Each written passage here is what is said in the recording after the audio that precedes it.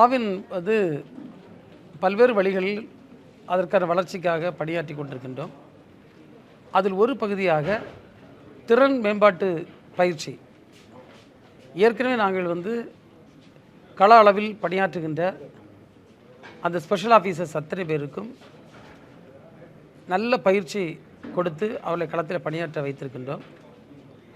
அதன் மூலமாக இந்த லோன் ஃபார் ஆல், அனைத்து விவசாயிகளுக்கும் கடன் என்ற திட்டத்தை எங்களால் வெற்றிகரமாக நடத்த முடிகிறது.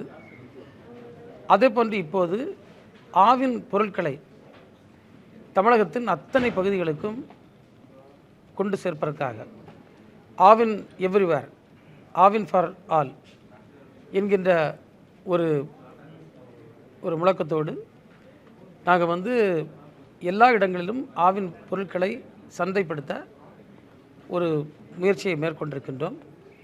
அதற்காக அந்த சப்ளை செயின் மேனேஜ்மெண்ட்டு, அதே போன்று மார்க்கெட்டிங் ஸ்ட்ராட்டஜி, எப்படி அவர்கள் களத்தில் இருந்து பணியாற்ற வேண்டும் என்பதை கொடுப்பதற்காக 2 நாள் பயிற்சி இன்றைக்கு மகாபலிபுரத்தில் நாங்கள் ஏற்பாடு செய்திருக்கின்றோம். அதில் பயிற்சி அளிப்பதற்கு வல்லுநர்கள் வந்திருக்கின்றார்கள், அந்த ஃபீல்டில் எக்ஸ்பர்டைஸ் உள்ள ஆட்கள்.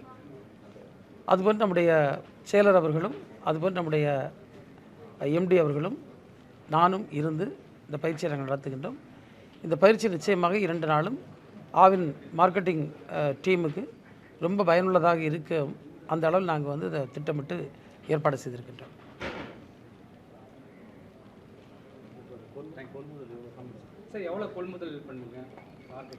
தம்பி, இப்போ நம்ம கொள்முதல் ரொம்ப ஸ்டடியாக போயிட்டுருக்கு.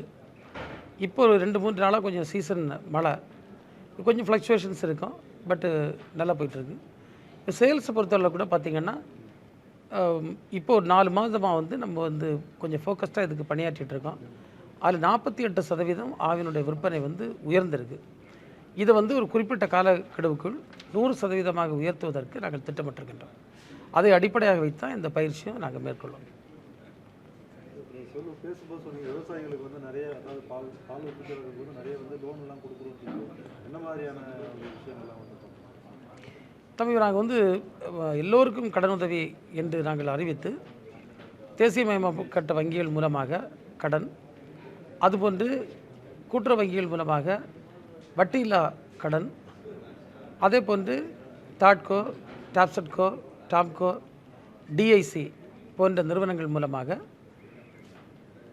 தகுதியான விவசாயிகளை தேர்வு செய்து அவர்களுக்கு சிறு பண்ணைகள் போன்றவை அமைப்பதற்கு மானியத்தோடு கூடிய கடன் போன்றவற்றை செயல்படுத்தி வருகின்றோம். அதுபோன்று மாண்புமிகு முதல்வருடைய வழிகாட்டுதலின் பேரில் ஒரு 5000 சிறு பண்ணைகள் அமைப்பதற்கு என்று அறிவித்து அதற்கு அமைப்பதற்கான 3 லட்சம் ரூபாய் கடன் உதவியும், அதில் 4% வட்டி தள்ளுபடியும் நாங்கள் கொடுத்து நாங்கள் திட்டத்தை நிறைவேற்றிருக்கோம். இது எல்லாமே மக்கள் மத்தியில் நல்ல ரீச் ஆகுது, நல்ல வரவேற்பையும் பெற்றிருக்கிறது. பால் உற்பத்தியும் கணிசமாக பெறுவதற்கான வாய்ப்பு இருக்குது.